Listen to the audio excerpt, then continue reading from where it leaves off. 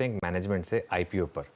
हयात जैसी luxury hotels चलाने वाली जूनिपर होटल्स का आईपीओ आज से खुला है। इशू के जरिए कंपनी की 1800 करोड़ रुपए जुटाने की योजना है। इसका प्राइस बैंड 342 से 360 रुपीज़ के बीच में है। आईपीओ और बिजनेस आउटलुक पर चर्चा करने के लिए आज हमारे साथ जूनिपर होटल्स के सीएमडी अरुण कुमार सराफ और सीएफओ तरुण जेटली दोनों जुड़ गए हैं। सबसे पहले तो आप दोनों को बहुत बहुत शुक्रिया सीएनबीसी आवाज़ के साथ जुड़ने के लिए और आईपीओ के लिए आपको ऑल द बेस्ट। धन्यवाद। अरुण जी, सबसे पहले मैं एक छोटा सा एक इरिटेंट सवाल है जिसको आउट ऑफ द वे करना चाहता हूँ।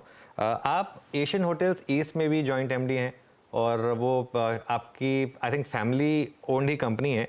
तो यहाँ पर एक क्या कॉन्फ्लिक्ट ऑफ इंटरेस्ट नहीं है, क्योंकि यहाँ पर भी हयात रेजेंसी कोलकाता और हयात रेजेंसी चेन्नई है, तो दो अलग अलग कंपनियां लिस्टेड रहने का क्या मतलब होगा यहाँ पर? जरूर सर, मैं क्लैरिफाई करना चाहूंगा। जूनिपर होटल में हायत और सराफ फैमिली की 50-50 joint venture private limited company थी और ये कंपनी आज के दिन 7 होटलों के साथ में काफी बड़ी हो गई है। और एशियन होटल के अंदर हमारी फैमिली की पुरानी कंपनी थी, जो कि मैं मेरे लिस्टेड कंपनी होने के नाते और हमारी फैमिली की कंपनी होने के नाते अभी इसको जूनिपर के आईपीओ होने के बाद में जो मेरी फैमिली अरुण सराफ की फैमिली में जो रहेगा वो सारा का सारा हॉस्पिटैलिटी एसेट्स हम जूनिपर में मूव कर देंगे। इसके लिए हमने आपके डीएचआरपी इसमें फाइलिंग के अंदर भी हमने डिस्क्लोज किया है कि रोफो के माध्यम से इसको हम जूनिपर में ले आएंगे। बहुत शानदार बात कही आपने, तो ये क्लैरिटी आ गई मेरे को। अच्छा, मैं एक चीज़ देख रहा था आपके आईपीओ में कि आपकी कंपनी अभी लॉस मेकिंग है। लास्ट 3 फाइनेंशियल ईयर से लॉस मेकिंग है। हालांकि अब होटल्स इंडस्ट्री ऑब्वियसली काफ़ी शानदार प्रॉफिटेबिलिटी जनरेट कर रही है। For example Indian hotels, lemon tree वगैरह, ये सब इवन FY24 के 6 मंथ्स में भी लॉसेस ही हैं। प्रॉफिटेबल कब होंगे आप? ऐसा है कि अगर आप देखें ड्यूरिंग द पैंडेमिक लास्ट 3 साल हमारे कोविड से काफ़ी इम्पैक्टेड थे and FY23 is actually the first year post Covid जब हुआ एंड जूनिपर वाज पॉसिबली एक या very few companies, one of the 2 companies possibly in the sector जो एबिडा पॉजिटिव रही। हम हर वक्त इवन कोविड में एबिडा पॉजिटिव थे। अब जो है जाके अगर आप देखें लास्ट ईयर इन FY23 हमारा लॉस 188 करोड़ से 22 में we are just about break even in FY23। और क्योंकि हॉस्पिटैलिटी सेक्टर जिस हिसाब से अभी तेजी से है, वी एक्सपेक्ट कि वो जो है पॉजिटिव ट्रैक्शन काफी रहेगा और हम पॉजिटिव आ जाएंगे in FY25 as we go forward. Plus हम जो है उसमें अगर आप देखें लास्ट ईयर 300 करोड़ मेरी ऑपरेटिंग कैश फ्लो था लास्ट ईयर इन FY23 और उसमें इंटरेस्ट कॉस्ट वाज 266 करोड़। अब हम अगर 1900 करोड़ की हमारी जो बैंक डेट है उसमें से हम 1500 करोड़ बैंक डेट हम रीपे कर रहे हैं आईपीओ के माध्यम से, तो उसमें 170 करोड़ की मेरी मात्र इंटरेस्ट कॉस्ट की सेविंग होगी।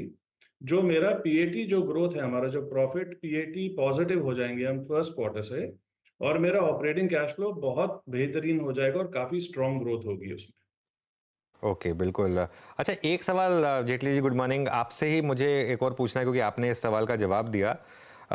मैं देख रहा था कि आपका जो एबिडा पर रूम है वो हाईएस्ट है आपके पीयर्स में, एबिडा पर रूम। लेकिन आपका जो रेवपार है, रेवेन्यू पर रूम है, वो इंडियन होटल से कम है। तो ये डिस्क्रिपेंसी क्यों है, अगर मुझे थोड़ा सा एक्सप्लेन कर सकें तो। देखिए, हम जो है as Juniper we are an asset owning company और हम जो है हमारी profitability is one of the highest in the sector. Last year जो है हमारा ऑन 827 करोड़ टर्नओवर, हमारा जो एबिडा था वो 358 करोड़ था, तो we were at 44-45% EBITDA margin. तो उस हिसाब से देखेंगे वी, बिकॉज हम luxury and upper upscale segment में हैं, हमारा जो प्रॉफिटेबिलिटी पर की है which is the one of the best in the sector.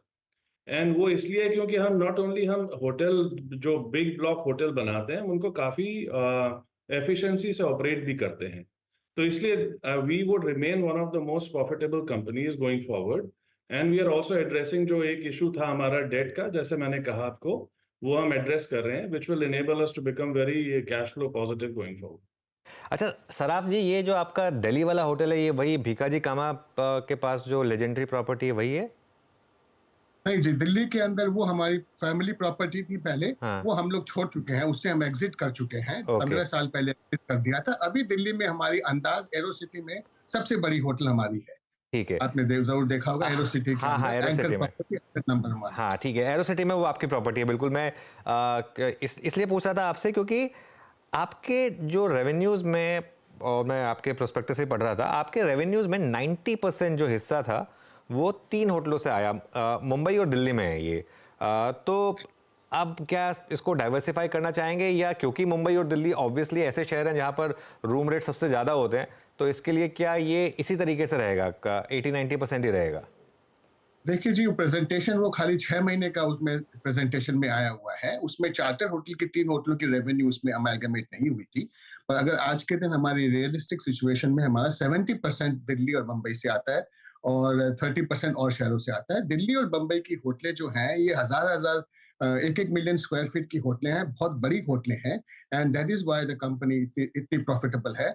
और इसको डाइवर्सिफ़ाई करने का हमारा कोई वैसे लुक नहीं है, बट वी विल कंटिन्यू कि हम लोग बड़ी होटलें बनाएं और बड़े शहरों में, मेट्रो शहरों में और टियर 1 सिटीज के अंदर ग्रो करें। तो ये बायसनेस तो हमारी कंपनी के बिजनेस मॉडल के अंदर ही है। जी, एग्जैक्टली तरुण जी, अभी तक जो बात हुई वो एग्जैक्टली करंट रेवेन्यू मिक्स की हुई, और आई थिंक जो आपकी प्रॉपर्टीज़ के बारे में बात हुई, थोड़ी फ्यूचर के बारे में बात करते हैं सर, क्योंकि आपने कहा कि FY23 आपके लिए एक बड़ी टर्न अराउंड हुआ, और इस IPO प्रोसीड से क्योंकि आप अपना सब्सटेंशियल डेट पे कर देंगे, आपका इंटरेस्ट बर्डन काफ़ी कम हो जाएगा, जो कि आपको पैट को रिलैक्स करेगा। सर, FY24 तक के अंत तक आते आते क्या पिक्चर ड्रॉ कर रहे हैं अपने एक्सपेंशंस की? कहाँ कहाँ पे और होटल्स खोलने की योजना है? कितनी रूम्स कैपेसिटी आप ऐड करेंगे सर? देखिए, हमारे ग्रोथ स्ट्रैटेजी अगर देखेंगे, जो हमने काफ़ी डिटेल में बताया है, वो ये है कि अभी से लेके अगले 24 महीने में we plan to add 1000 keys on top of the 1900 keys that we currently own. जो हमारे 7 होटल हैं, वो करीबन 1900 कीज हैं अभी, और उसमें हम बढ़त करेंगे, 1000 कमरे ऐड करेंगे अगले 24 महीने में। उसमें से 700 साढ़े 700 कमरे आएंगे जो थ्रू एक्विजिशन है, जैसे सराव जी ने बताया अभी कि there are some companies which are outside, वो रोफो के माध्यम से जूनिपर में आएंगी।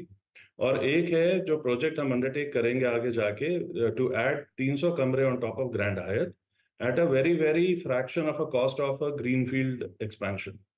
तो उससे ग्रैंड हायत जो है करीबन 1000 कमरे का होटल हो जाएगा, and possibly the largest hotel in India, and we are very excited about that growth. So हमारा जो एक्सपेंशन प्लान है ये है कि 1000 कमरे which will increase our capacity by 55%। उसके अलावा हमारे पास 4 लैंड पार्सल हैं टोटली फ्री होल्ड, जिसमें से 2 मुंबई में हैं, एंड जैसे हम आगे बढ़ेंगे अगले 1-2 साल में, थ्रू द इंटरनल अक्रूवल्स जो हमारे जनरेट होंगे, ये ग्रोथ उसी से फंड होगी। अच्छा सर, एक और बात है, आई मीन FY23 के अंत तक आते आते और कमेंसमेंट ऑफ FY24 के शुरू तक हो, आपको लग रहा है कि आई मीन जो रूम रेंट्स हैं उसमें कितना और इम्प्रूवमेंट हो जाएगा? कितने परसेंटेज आप मानते हैं कि और इम्प्रूवमेंट होगा रूम रेंट्स में, जिस प्रकार की डिमांड है उसको देखते हुए? देखिए, अभी अगर मैं पहले 9 महीने की बात करता हूँ इस in the current fiscal year, तो मेरे ARR अक्रॉस द 7 होटल जो हमारे हैं 9 महीने पहले, करीबन 16% YOY ग्रोथ है ARR में, जो हम देख रहे हैं अभी तक हमने जो अचीव किया है। और क्योंकि डिमांड सप्लाई जो है मेरे कॉमसेट में, जिस जगह पे हम ऑपरेट करते हैं, जैसे मैंने कहा luxury and upper upscale and Delhi and Mumbai, इस मार्केट में जो सप्लाई है बहुत लिमिटेड है, और जो डिमांड है करीबन 10 से 11% तक ग्रो कर रही है साल भर साल। तो उसका मतलब ये है कि मेरे जो बिजनेस मॉडल में ARR will continue to be very robust and very strong. जो बहुत लिमिटेड कंपटीशन आ रहा है, और because of the growth of economy, the travel and all the other positive tractions that we are seeing in the sector, we expect the ARR growth जो है वो काफी स्ट्रॉन्ग रहेगी आगे जाके। अच्छा, क्योंकि आपके होटल्स काफ़ी बड़े हैं, ये जो आपका रेवपार, जो आप इंडस्ट्री में एक मैट्रिक्स यूज़ करते हैं, रेवेन्यू पर अवेलेबल रूम, ये आपने जो भी सही जवाब देना, जो भी जवाब देना चाहे दे सकते हैं आप दोनों में से। ये 7479 पर है क्या, और इंडियन होटल्स का 9890 पर? और दोनों सेम कैटेगरी के होटल्स हैं, same almost same brand name carry करते हैं, तो क्या इस गैप को हम कम होता हुआ देख सकते हैं आगे? जरूर देखिए जी, इंडियन होटल्स के मैं आज कौन से नंबर आप कोट कर रहे हैं, बिकॉज इंडियन होटल तो बहुत बड़ी कंपनी है, 250 होटलों से भी ज्यादा होटलें हैं और डिफरेंट मिक्स में है।